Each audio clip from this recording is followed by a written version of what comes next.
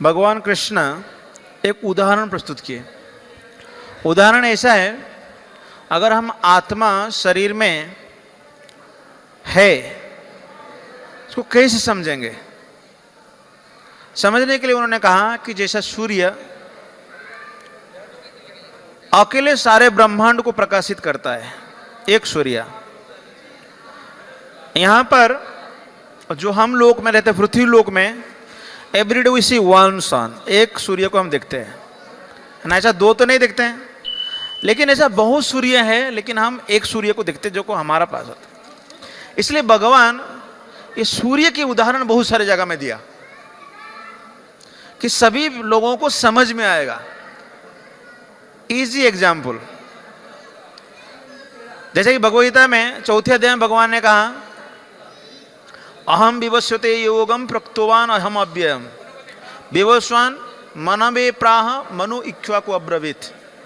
उन्होंने कहा मैं इस ज्ञान को पहले सूर्य के देव विवस्वान को दिया। तो हमारी मन जो वरिष्ठ भक्त है सार्वभौम प्रभु एक बार प्रवचन दे रहे, तो उन्होंने कहा कि दुनिया में कितना सूर्य है? एक सूर्य है। अगर भगवान ने इस भगवदगीता के ज्ञान को सूर्य लोक में रहने वाला देव सूर्य देव को दिया, तो दुनिया में जहां जहां सूर्य की प्रकाश होती है, जहां पर भी लोग सूर्य को देखते हैं, तो इन सारे लोगों को बाय डिफॉल्ट भगवद गीता का ज्ञान मिलता है। हो सकता है इस किताब के रूप में पढ़े या ना पढ़े, लेकिन यह ज्ञान उनको प्राप्त हो जाता है। तो भगवान इसी अध्याय में ज्ञान के बारे में बताया कि ज्ञान क्या है। तो उन्होंने कई चीज उन्होंने कहा कि ज्ञान के बारे में, ये सारे गुण जहां पर भी आप देखेंगे ये ज्ञान है। अगर ये आपको नहीं दिखाई देता है तो वो अज्ञान है, ज्ञान नहीं है ना। How to check the knowledge. तो उन्होंने कहा विनम्रता, नम्र होना। पूरी दुनिया में लोग नम्र है, केवल भारतीय लोग नम्र ऐसा नहीं, जो गीता पढ़ता ऐसा नहीं, सभी लोग नम्र है। प्रायतः लोग सबमिसिव नेचर होते हैं, दूसरे को रेस्पेक्ट करते हैं, है ना। दंभहीनता, प्राइडलेसनेस, गर्व नहीं है, दंभ नहीं है, अहिंसा को फॉलो करते हैं। वैसे भी अब्राहमिक रिलीजन में जीसस ने कहा दाउ शैल नॉट किल, आप हत्या मत करिए, तो अर्थात आप हिंसा मत करिए। सहिष्णुता, सहन करने के लिए, सरलता, प्रामाणिक गुरु से शिक्षा प्राप्त करना, पवित्रता, स्थिरता, आत्मसंयम, इंद्रिय तृप्ति के विषयों को परित्याग करना। केवल भारत में साधु नहीं दिखते हैं, सारे विश्व में साधु दिखते हैं, है ना। अहंकार का अभाव, जन्म मृत्यु जरा व्याधि, ये 4 चीज केवल इंडियन के लोगों को नहीं होता है, सभी लोगों को जन्म होता है, मृत्यु होता है, वृद्धावस्था होता है, दुख भी आता है, सारे दुनिया में होता है ये। और वैराग्य, अच्छी तथा बुरी घटनाओं के प्रति समभाव, एकांत स्थान में रहने की इच्छा, आत्म साक्षात्कार की महत्ता को स्वीकार करना, परम सत्य की दार्शनिक खोज करना। पूरी दुनिया में जहां भी जाएंगे लोग इसी तरह की ज्ञान को अनुशीलन करते हैं। भले ही वो भगवदगीता नहीं पढ़ते, कोई बात नहीं, भगवदगीता न पढ़ने के द्वारा भी यह ज्ञान स्वतः प्रवृत्त आता है। तो इसलिए जहां पर भी सूर्य की प्रकाश है, यह ज्ञान सभी को प्राप्त होती है। तो इसलिए भगवान ने सूर्य के उदाहरण देते हैं, सूर्य। और ब्रह्म संहिता में ब्रह्मा भी कहा सूर्य कैसा है। उन्होंने कहा यश्चक्षु साबिता सकल ग्रहणम राजा समस्त सुरमूर्ति शेष तेज यस्याज्ञया भ्रमति समृत काल चक्रो गोविंदमादि पुरुषम तमहम भजामि। उन्होंने कहा ये साबिता मतलब में इनसे सूर्य जो चक्षु की तरह है, भगवान की आंख की तरह है सूर्य। अगर हम भगवान की आंख का उदाहरण देंगे, आईज, सन एंड मून, सूर्य और चंद्र। जब भक्तिवेदांत स्वामी महाराज जब स्टूडेंट्स थे स्कॉटिश कॉलेज में कलकत्ता में, तो स्कॉटलैंड से उनके वहां प्रोफेसर था, स्कॉटलैंड से, उनका नाम कुछ भूल रहा हूं। तो जो प्रोफेसर थे उन्होंने कहा Indians believe the laws of karma, लोग भारतीय लोग कर्म को सिद्धांतों को मानते हैं। तो उन्होंने कहा हु इज द विटनेस, साक्षी कौन है, कौन देखा है, अगर हम गलती कार्य करते देखा कौन, ये तर्क दे सकते हैं। साक्षी केवल जो आई विटनेस है, जो दिखा, वो ऐसा साक्षी नहीं है। हम मानते हैं सूर्य, चंद्र, 10 दिशाएं, है ना, एयर, ये सब साक्षी है।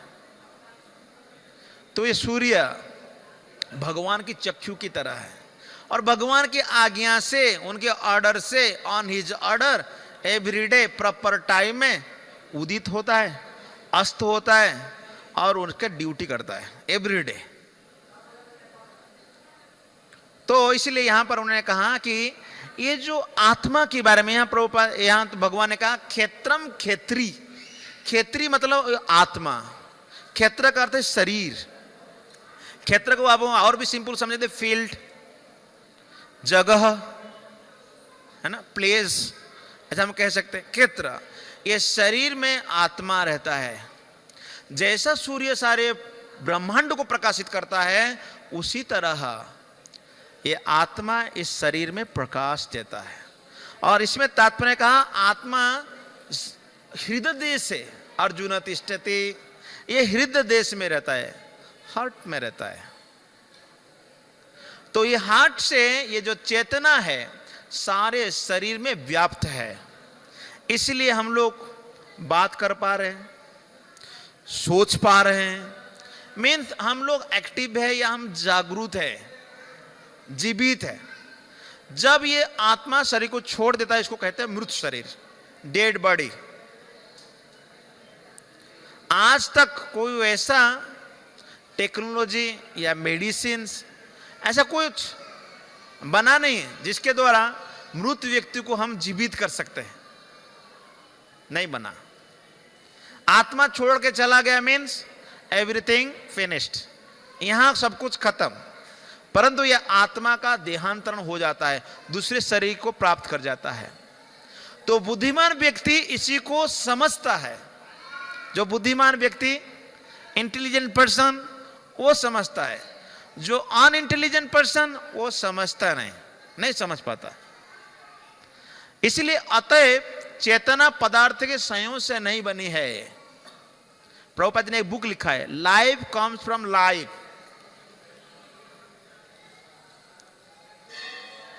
जीवन शक्तीचा उद्गम, मराठी में, कि जीवन से जीवन आता है, भौतिक पदार्थ से जीवन नहीं आता है। कि लोगों की धारणा ऐसा है, लाइफ कम्स फ्रॉम मैटर, पदार्थ से जीव आता है, ऐसा नहीं। जीवन जीवन से आता है। तो यही जीव का लक्षण है, यह सिम्टम है। जीव की चेतना यद्यपि गुणात्मक रूप से परम चेतना से अभिन्न, किंतु परम नहीं है। क्योंकि एक शरीर की चेतना दूसरे शरीर से संबंधित नहीं होती है। तो इसलिए हम एक भगवान कृष्ण के लीलाओं को हम देखेंगे कि हम जो चेतना है, हम जो जीव है, हम दूसरों जीव के प्रति हम उनके बारे में नहीं जानते। जो हमारी सोच है, विचार है, हम जैसा सोचते हैं वो हमको पता चलता है। बट आपकी सभी के मन में क्या चल रहा है मैं नहीं बता सकता। क्यों? क्योंकि मैं परम चेतना नहीं हूं या मैं परमात्मा नहीं हूं। कभी कभी लोग दावा करते हैं मैं परमात्मा हूं, लेकिन भगवद गीता से हम समझते हैं परमात्मा किस तरह सभी के बारे में जानते हैं। उनके पास संबित शक्ति है।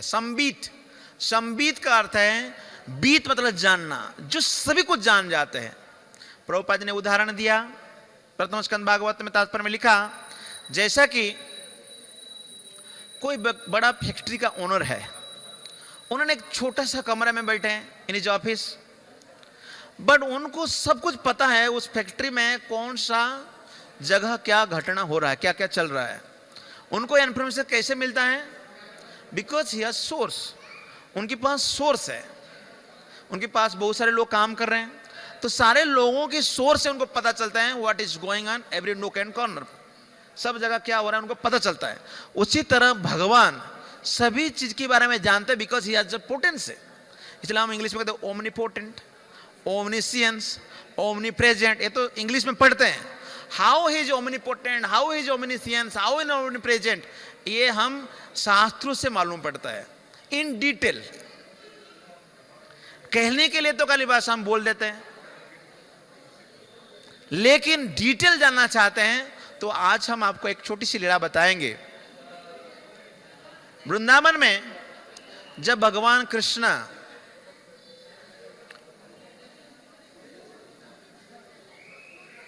रहते थे तो Kansa had mission to kill Krishna. उनका मिशन क्या था? कृष्ण को कैसे हम मारे। तो उनका बहुत सारे plans, operation was totally fail हो गया। तो नारद मुनि, इतने सारे मिशन ऑपरेशन जब फेल होने लगा तो नारद मुनि आए कंस के पास, और कंस को कहा आप जानते हो आपके इतने सारे मिशन क्यों फेल हो रहा है, ऑपरेशन सारे क्यों फेल हो रहा है? तो मुझे कुछ पता नहीं इसके बारे में। मैं तो सोचा था I have killed the 8th son of Devaki, 8वें गर्भ को मैं मार चुका हूं, नो मोर डेंजर, कोई खतरा नहीं है। पता नो नो नो नो, ऐसा नहीं है, ये सारे सीक्रेट डॉक्यूमेंट्स पहले से लीक हो गया है। डॉक्यूमेंट्स लीक, ये कैसा? तो उन्होंने कहा कि जो वसुदेव ना, जदयू आपको उन्होंने कहा था कि I will give my all this sons, मेरे सारे बेटों को आपको दे दूंगा, लेकिन इन्होंने अपने वादा निभाया नहीं। इन्होंने अपने बेटा को नंद के घर में छोड़ आए हैं। तो आपकी जो मृत्यु के कारण अभी भी जिंदा है, अभी भी वो जीवित है। तो कंस ने बहुत गुस्सा हो गया। कंस ने सोचा इमीडिएट टू किल वसुदेव, अभी तुरंत ही मैं मारने वाला हूं। But somehow there he did not kill that, वो मारा नहीं। क्यों? क्योंकि तो लोगों ने उनको समझा, देखो इससे तो खतरा नहीं, तुम्हारा खतरा उधर रहता है, इससे कोई खतरा नहीं है, डोंट किल हिम। तो उन्होंने मारा नहीं।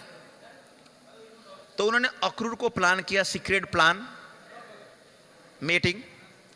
उन्होंने कहा तुम जाओ, कृष्ण बलराम को कैसे भी करके एक इनविटेशन दो to come Mathura and we are conducting a big program, big festival, Dhanur Yatra. उसमें दोनों धनुष को तोड़ने का ऐसा उन्होंने एक यात्रा मनाए। लेकिन उनका मोटिव था कि वहां कृष्ण बलराम आएंगे तो हम कृष्ण बलराम को मार देंगे। तो अक्रूर कोई भगवान के संबंधी है, relative, but now he is working, acting as a deputy, या उनके मैसेंजर की तरह उन्होंने कार्य किया अक्रूर। तो अक्रूर ने वृंदावन जाने के लिए, ये कंस का ऑर्डर था, तो उन्होंने वृंदावन गए। अक्रूर अभी जीव है, क्या है? He is living entity, soul. परंतु अक्रूर जो जा रहे हैं वृंदावन, जब जाने के लिए उनको कहा गया, so many thoughts come in his mind, बहुत सारे सोच उनके मन में आया। जैसा आप कभी कभी आपके रिश्तेदार के घर में जाते हैं तो आप कितनी बात सोच लेते हैं मन में, मैं जाऊंगा, मिलूंगा, और ऐसे ऐसा बहुत सारे आपका व्हाटएवर। तो अक्रूर के मन में बहुत सारी भावनाएं आया। उन भावनाओं में पहले ऐसा भावना आया,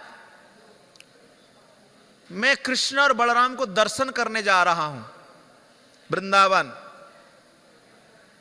और कृष्ण बलराम का दर्शन करना इतना आसान नहीं है, आसान नहीं है। उनको दर्शन करने के लिए योगी, मुनि, तपस्वी, कर्मी बहुत तपस्या करते हैं, but never get a chance to see, देखने को मौका नहीं मिलता। आप सब भाग्यवान हैं कि आप जो मंदिर में आते हैं, you are direct perception, direct vision to Krishna, Radha Krishna को आप तुरंत देख लेते हैं। इतना आसान नहीं है देखना।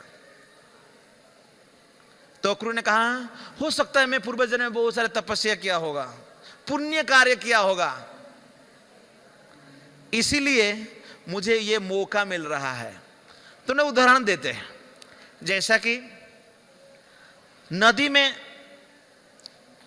कुछ घास का तिनका या टुकड़ा पकड़ो, बह रहा है, बहते हुए जा रहा है, लेकिन कभी कभी सौभाग्यवशतः वो टुकड़ा किनारा में आ जाता है और उसको राहत मिलती है, स्थान, जगह मिल जाता है। तो उसी तरह वो कह रहे हैं कि मेरे पुण्य कार्य की कृपा, इसकी फल ये है कि मैं भगवान कृष्ण का दर्शन करने जा रहा हूं। अक्रूर के ये विचार मन में आ रहा है। फिर अक्रूर को बहुत सारे ऐसा भावना आया कि कृष्ण भगवान किस तरह के हैं, हाउ इज गॉड, भगवान कृष्ण किस तरह अपने आप को विस्तार करते हैं, और उनकी स्वाम से महाविष्णु केवल दृष्टि से ये संसार को बनाते हैं, केवल दृष्टि से। हम लोग दृष्टि से कुछ बनता है हमारा? नहीं बनता। हम तो कहते हैं by chance something something happen, कुछ घटना हो जाती है, दुनिया बन जाती है बाई चांस। नो, बाइबल में भी कहा गया लेट देयर बी क्रिएशन, सृष्टि होना चाहिए। आप भी घर बनाते हैं, कुछ भी कार्य करते हैं, आपके दिमाग में पहले प्लान्स आता है कि मुझे करनी है ये, देन यू डू दैट, आप ही उसको करते हैं। तो उस तरह भगवान कृष्ण अपना स्वांश के विस्तार से महाविष्णु ने ये संसार को बनाते हैं, और ये भूत्वा भूत्वा प्रणीयते, अगेन एंड अगेन, जब भी नष्ट हो जाता है फिर बना देते हैं, no difficulty. But Abrahamic religion में उनकी जो भगवान है, वो सोचते हैं भगवान ने इसको 6 दिन में बनाया, 7वां दिन भगवान इतना थक गया है, ऊपर जाकर के हेवन में बैठा है, ऐसा विचार होता है। बट वैदिक लिटरेचर में, वैदिक साहित्य में बड़े सुंदर से बन गया भगवान किस तरह इसको बनाते हैं। केवल पृथ्वी लोक नहीं, भूर्भुवः स्वर्ग, महलोक, जनलोक, तपलोक, सत्यलोक, ब्रह्मलोक, ऐसा 7 लोगों पर, नीचे 7, 14 लोक, ऊपर फिर वैकुंठ लोक, इतना सारे भगवान बनाते हैं। श्री श्री गौर निताय की, श्री श्री राधा रस बिहारी जी की, श्री सीताराम लक्ष्मण हनुमान की। अब 20 मिनट के लिए पट बंद हो रही है, तो इसके दौरान आप कथा श्रवण करिए, उसके उपरांत आपको भगवान की शयन आरती का दर्शन का लाभ होगी। हरे कृष्णा। तो भगवान के यहां प्रकट होना, ये हम सभी जीव के लिए ये कल्याण है, शुभ क्षण है। हम घर में लिखते हैं ना शुभ लाभ, शुभ लिखते, auspicious. Auspicious means when Krishna comes to this material world, जब भगवान कृष्ण इस भौतिक संसार में आते हैं, and do his pastimes, उन लीला करते हैं, उस लीलाओं को श्रवण करके हम लोग आनंद लेते हैं, यह है सौभाग्य की बात है।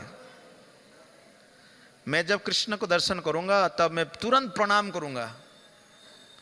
ये यदियो अक्रूर भगवान कृष्ण के अंकल लगते थे, लेकिन उन्होंने कहा मैं जैसे कृष्ण को दर्शन करूंगा, आई विल डू ओबीसेंस, मैं प्रणाम करूंगा। तो उन्होंने कहा फिर भगवान कृष्ण ने मुझे अपने हाथों से उठा लेंगे और मेरे सर पर उनकी बरद हाथ को रखेंगे, जैसा कि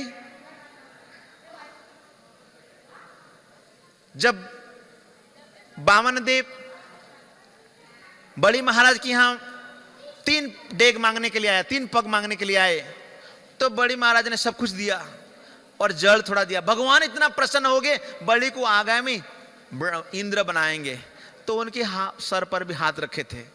तो भगवान कृष्ण अपने भक्तों के ऊपर हाथ रखते हैं।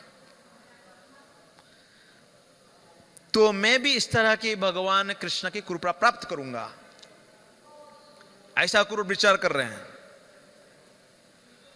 और भी कह रहे हैं, मैं जब कृष्ण के सामने खड़ा होऊंगा और कृष्ण मुझे पूछेंगे आप किस मकसद से आए हैं, तो मैं क्या बताऊं? मैं तो कंस का सलाहकार बन के आया हूं, डेप्यूटी ऑफ कंस। ये अच्छी बात नहीं है।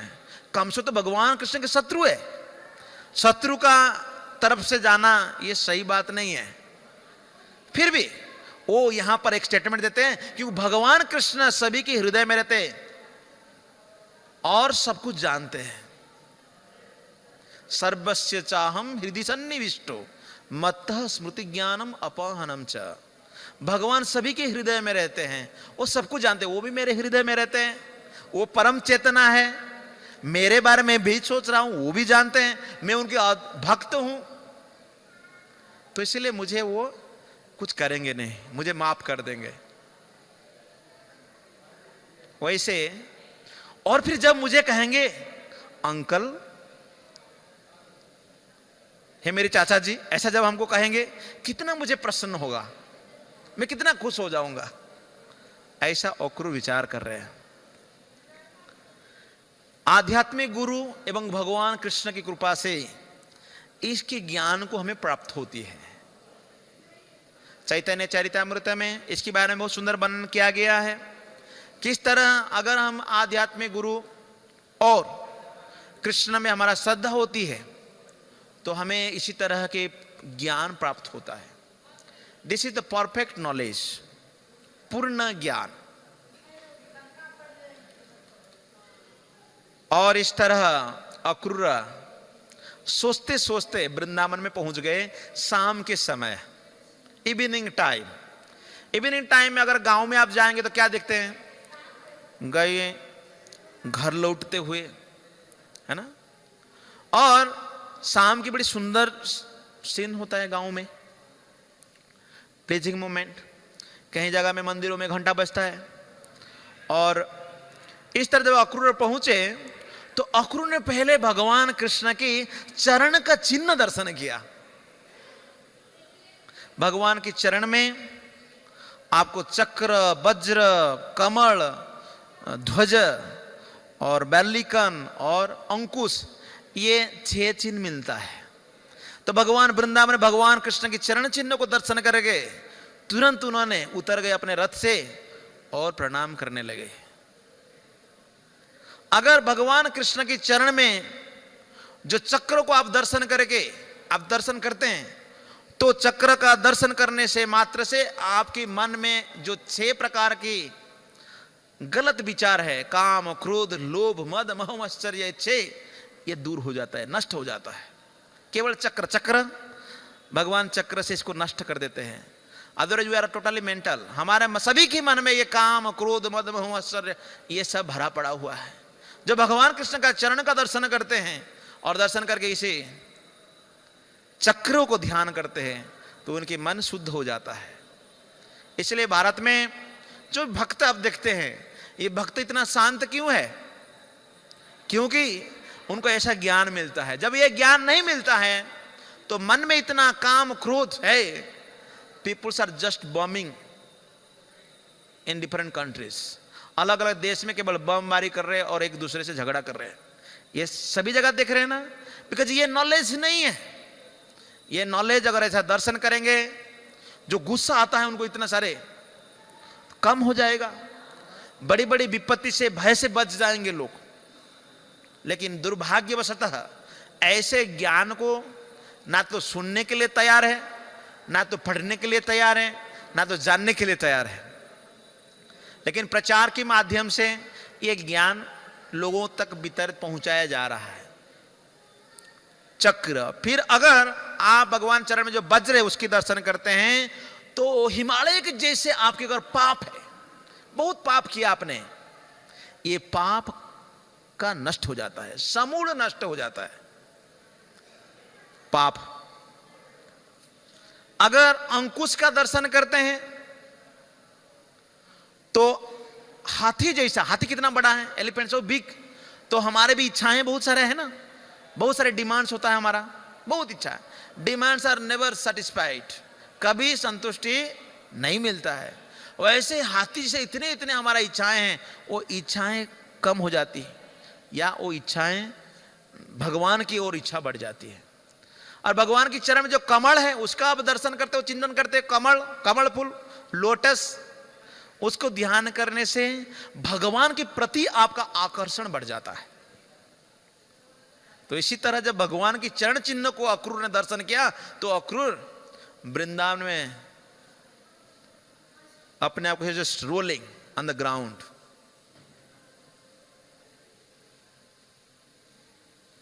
और कृष्ण बलराम को उन्होंने दूर से देखा कि कृष्ण बलराम अभी गौचारण से लौटे हुए थे और उन्हें सुपरवाइज कर रहे थे दूध कैसा दोहन हो रहा है। बहुत सारे गाय था, नंद बाबा का 9 लाख गाय, शाम के टाइम दूध दोहने का है। और कृष्ण बलराम को उन्होंने देखा दूर से कि कृष्ण बलराम बहुत सुंदर दिख रहे थे। एक तो ब्लैकिश, दूसरा व्हाइट, एक श्यामल वर्ण का और एक सफेद वर्ण का। वो दोनों चंदन लगाए थे, स्नान करके आए थे शाम को। बड़ी सुंदर भगवान कृष्ण बलराम को उन्होंने दर्शन जब किया तो तुरंत उन्होंने प्रणाम किया। पहले सोचा था मैं प्रणाम करूं, जैसा दर्शन करूंगा, तो तुरंत प्रणाम किए और कृष्ण बलराम ने अक्रूर को घर ले गए, उत्तम आसन पर बैठाए, जल दिए। जैसा कि हम कई घर में अगर हमारा कोई रिश्तेदार आते हैं, गेस्ट्स आते हैं, हम उनको जैसा रिसीव करते हैं। प्रभुपाद तात्पर्य लिखते हैं, गरीब से गरीब व्यक्ति अगर उसके घर में कोई मेहमान पहुंच जाए तो कम से कम एक चटाई देना और थोड़ा पानी देना, जल देना, यह ही स्वागत है भारतीय परंपरा से। तो उन्होंने कृष्ण बलराम ने मधु से बनी हुई बहुत सुंदर अच्छा पकवान दे और उनको बड़ी अच्छा सत्कार करने के बाद बैठे। तो सब कुछ होने के बाद नंद महाराज वहां आए और नंद महाराज के समस्कंद थे अक्रूर। तो नंद महाराज उनको कुशल मंगल पूछने लगे, लेकिन पूछे क्या? मैं आपसे क्या पूछूं? किसको बोल रहे हैं? अक्रूर को। क्या पूछूं? आप ऐसे व्यक्ति के पास रह रहे हैं जो कम्स है, इतना नुसंस है, अपना बहन का बेटों को भी नहीं छोड़ा। उस कम्स के पास रहना उसी तरह है जैसा कि कत्ल खाना में कोई पशु रहना। पशु का कत्ल खाना में पशु रहता तो उसका कोई उम्मीद है? कभी मर सकता है। तो आप ऐसी जगह में रह रहे हैं, तो मैं आपसे क्या कुशल मंगल पूछूं? तो उसी तरह जो समाज में पॉलिटिशियंस, बिग पीपुल्स, जो बड़े बड़े लोग अगर धार्मिक नहीं है, उनके जीवन में केवल पाप में कार्य है, they are slaughtering the animals, crimes, ऐसे व्यक्ति से आप क्या उम्मीद करेंगे? हम तो पूछते हैं फोन में जब भी मिलते हैं, हाउ आर यू पूछते हैं, आर यू फाइन ऐसा पूछते हैं। आप उस समाज में क्या उम्मीद रखेंगे जहां पर कत्ल खाना है, जहां पर इस तरह की कार्यक्रम चल रहा है? तो it's a very dangerous place. Kansa एक तो राजा था, उसकी राज्य में इस तरह की घटना से नंद महाराज को पता चला कि कंस का ऐसा बुद्धि है, कंस का ऐसा विचार है, कंस का ऐसा कार्य है, तो उसकी जनता का क्या होता होगा।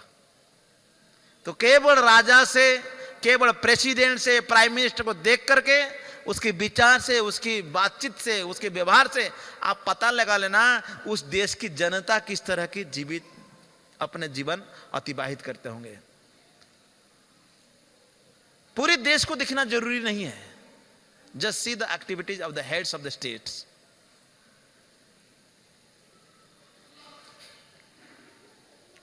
तो इस तरह अक्रूर जी को पूछे तो फिर अक्रूर जी ने बताया कि what is the mission of Kans.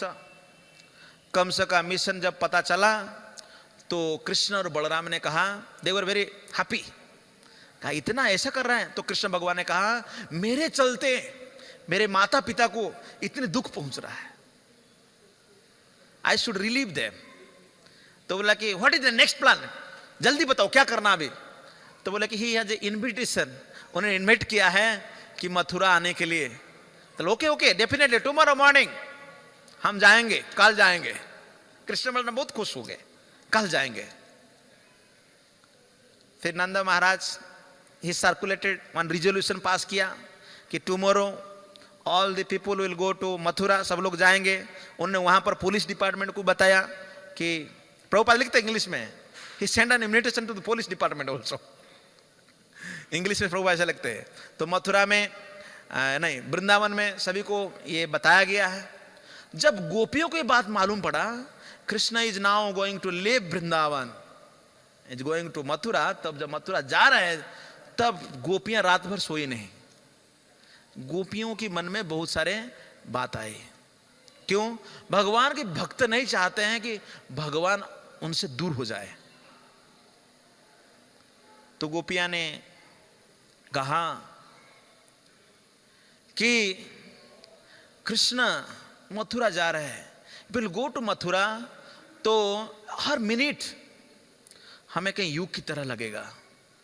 कई गोपी जो सुन करके दे बिकम ब्लैक, काला पड़ गया शरीर केवल सुन करके। कई गोपियां अचेत हो गए, चेतना खो दिए।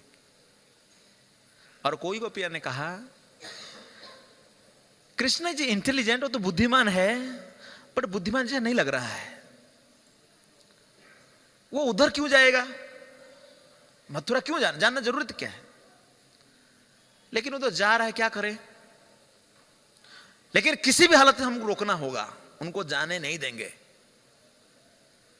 तो गोपियां इस तरह सोचने लगी और उन्होंने कहा देखो, बाकी कृष्ण के तो छोड़िए, ये बाकी जो है अक्रूर है, ये अक्रूर आया है, उसके नाम अक्रूर है। क्रूर, क्रूर मतलब जो बड़ी दुष्ट है, खड़ स्वभाव की है, लेकिन तो अक्रूर है ये। लेकिन अक्रूर, ये विधाता हमें अक्रूर के रूप में आया। ये विधाता कुछ पता नहीं, जो बनाया है संसार उसको कुछ पता नहीं। उनने कुछ समय के लिए हमें मिलने दिया है, लेकिन हमसे अभी हमारा प्रियतम को छोड़ के ले जा रहा है। तो गोपियां इस तरह विचार कर रही है, सोच रही है सा thoughts, how to protect Krishna, how to keep Krishna, Krishna को कैसे रखा जाएगा। तो जो भक्त लोग हैं प्रचार करते हैं, कभी कभी लोग बोलते हैं विग्रह है, विग्रह तो खुद को खुद सुरक्षा देगा, भक्त लोग का क्या जरूरत है, इधर सिक्योरिटी क्या जरूरी है। ये there is a need of security. लेकिन भक्त लोग सोचते हैं कृष्ण को कैसे सुरक्षित रखा जाएगा। कृष्ण अपने आप को सुरक्षित रख सकते हैं, वो तो सब, इसको क्या धारायामि अहम ओजसा है, वो कहते हैं गीता में गामा विश्य च भूतानि, ये संसार में सभी को मैं ही धारण करता हूं, ही होल्ड। आप एक 7th स्टैंडर्ड बुक्स में आप देखते हैं अटलास, बहुत बड़ा हरकुलेस अटलास है ना, बहुत बड़ा पत्थर को उठा के रखा है और बड़ा दिखता है जैसा कि दुखी है ना?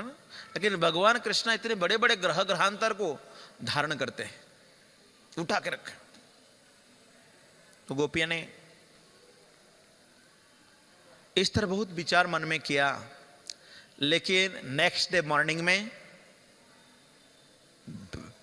इनके विचार से कुछ हुआ नहीं। कृष्ण और बलराम मथुरा को गए। जब मथुरा गए तो उस समय अक्रूर के रथ में उन्होंने बैठ के जा रहे थे, और बाकी रथ में, बाकी जो गाड़ी था उसमें बाकी वृंदावनवासी थे। तो कृष्ण बलराम जो गए वृंदावन में, यमुना नदी है, यमुना नदी को जब पार करना था, वहां पर जब किनारे में आए तो वहां पर पेड़ के नीचे तो थोड़ा वहां गाड़ी रुका। कृष्ण बलराम स्नान किए यमुना की नदी में और यमुना की जल पान किए, और फिर जाके कृष्ण बलराम ने उस रथ पे बैठ गए। और अक्रूर ने भगवान कृष्ण बलराम से अनुमति लेकर के उन्होंने स्नान करने गए यमुना में। जब यमुना में स्नान करने के लिए गए तो यमुना में स्नान किया, डुबकी मार, तो उन्होंने वहां पर, ऐसा शास्त्र में बताया गया है, जो ब्राह्मण है तो आधा जल में जाकर के वहां पर गायत्री करना है। तो जो गायत्री करते, ध्यान करे, तब उनको दर्शन दिए कृष्ण बलराम। तो कृष्ण बलराम को वही देखा, पानी के अंदर, रथ के अंदर बैठे कृष्ण बलराम देखा, वो हैरान हो गया। फिर उन्होंने फिर दौड़ दौड़ के आया किनारे पे, जहां पर जो कृष्ण बलराम है वहां देखा तो वहां भी है जड़ में, फिर दौड़ दौड़ के गया जड़ में देखने के लिए, फिर अभी जाके देखा कि जो बलराम है अपने आप को शेषनाग में परिवर्तन कर लिया है, शेषनाग। और शेषनाग के ऊपर यहां पर एक फोटो है देखो, तो वहां पर डायरामा है ना, तो वैसे जैसे भगवान विष्णु बैठ लेटे हुए हैं तो वैसे कृष्ण अपने चतुर्भुज रूप में वहां बैठे। और बलराम के जो शेषनाग का जो फण है इट इज इतना सफेद दिख रहा था जैसा कि हिमालय में जैसे बर्फ होता है ना, ऐसा बर्फ जैसा, बड़े बड़े बर्फ का गोला पहाड़ जैसा दिखता था। तो उन्होंने देखा, वहां स्तुति किया अक्रूर ने। इस तरह अक्रूर भगवान कृष्ण को देखा। तो यहां पर जो हमने कहा कि गुणात्मक रूप से ये जो जीव है भगवान के कुछ गुण को, सेम गुण जो भी भगवान में गुण दिखता है ये जीव में भी वो गुण दिखता है, लेकिन लिमिटेड में, लिमिट है। लेकिन थोड़ा थोड़ा कभी कभी ओवर लिमिट थोड़ा सा दिखने से लोग को चमत्कार लगता है, थोड़ा सा, और लोग उनको भगवान मानते हैं। मैंने वही प्रचार करने के लिए गया था, तो एक जगह में एक संस्थान है, उन्होंने मैं पूछा कि आपका जो ये भगवान बोल रहे हैं आजकल जो नया नया भगवान बहुत सारे संस्थान के, इन भगवान के बारे में शास्त्र में कहां वर्णन किया गया है, मैं ऐसा पूछा। तो उन्होंने कहा कि नहीं वर्णन किया। मैंने कहा कोई शास्त्र में जैसा कि वेद, उपनिषद, पुराण, उप पुराण, कहीं भी कि भगवान ऐसा आएंगे प्रचार करेंगे, ऐसा कि कुछ करेंगे, ऐसा कार्यक्रम आगे, मतलब नहीं बताया। उन्होंने बड़े मुझे अच्छा ट्रीटमेंट दिया। उन्होंने कहा आप जानते हो जब भगवान आते हैं उसके बाद शास्त्र लिखा जाता है, भगवान आने के बाद उनकी कार्यकलाप लिखा जाता है। जैसा कि मतलब भौतिक गणना के अनुसार, अभी हम लोग गणना के अनुसार अभी आगामी 5 साल के बाद कौन प्राइम मिनिस्टर होगा, क्या क्या होगा, कितना नियम पारित होगा पार्लियामेंट में, अगर ऐसा बात हम करेंगे वो होने के बाद देखा जाएगा। नहीं, आज सुबह महाराज ने बड़ी सुंदर प्रवचन दिया। उस प्रवचन में उन्होंने कहा था कि अगर भागवत की 12 स्कंद को आप पढ़ते हैं आपको ऐसा लगता है इट इज रिटन यस्टरडे, खाली लिखा गया जैसा लगेगा आपको, क्योंकि ये भागवत बहुत प्राचीन ग्रंथ है, लेकिन अगर आज आप पढ़ेंगे आपको ऐसा लगेगा जैसे कल कोई लिखा है, कल ही कोई लिखा है। अर्थात शास्त्र कालजयी है, शास्त्र में जो लिखा गया है ये अपौरुषेय है। जैसा कि मैंने एक उदाहरण देता हूं आपको, आज के समय में लोग आर्टिफिशियल इंटेलिजेंस बनाते हैं, मतलब रोबोट, उसमें प्रोग्रामिंग होगा, व्यक्ति उसी तरह कार्य करेगा, लेकिन वो रोबोट है, कभी आदमी के साथ काम नहीं कर सकता, पूरी आदमी नहीं बन सकता है। उसी तरह हमें शास्त्र को जो भगवान ने दिया है तो ये not like robot, it is already there, ये उसी तरह है। तो इसलिए हमको समझना है। तो आप सभी जो आए हैं मंदिर में, तो यहाँ पर हमको स्टॉल में भगवद्गीता मिलेगी और बहुत सारे ग्रंथ मिलता है, तो आपने थोड़ा श्रवण किया और उसको और ज़्यादा जानकारी के लिए आप कुछ ना कुछ ग्रंथ लीजिए और पढ़िए, और आपके जीवन में आप हरे कृष्ण महामंत्र का जप करिए और सदा